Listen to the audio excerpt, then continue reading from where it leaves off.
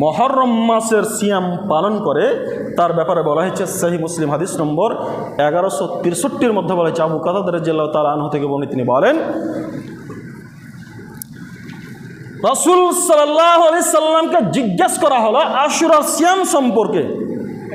তিনি বললেন ইউকাফিরু সানাতাল মাযিয়া, এতে পূর্ববর্তী 1 বছরের পাপের কাফফারা হয়ে যায়।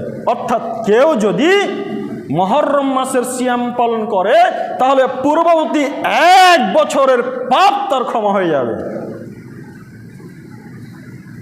এছাড়াও সহিহ মুসলিম হাদিস নম্বর 2535 মধ্যে বলা হয়েছে, ইবনে আব্বাস থেকে তিনি বলেন রাসূল সাল্লাল্লাহু আলাইহি সাল্লাম বলেছেন লাইম বাকিতু ইলা কাবিলিন লা আসুমান্না তাসি। রাসূল সাল্লাল্লাহু আলাইহি সাল্লাম বলছেন পূর্ববর্তী বছর পর্যন্ত যদি আমি জীবিত থাকি তাহলে মুহররম মাসের 9 তারিখে সিয়াম পালন করব।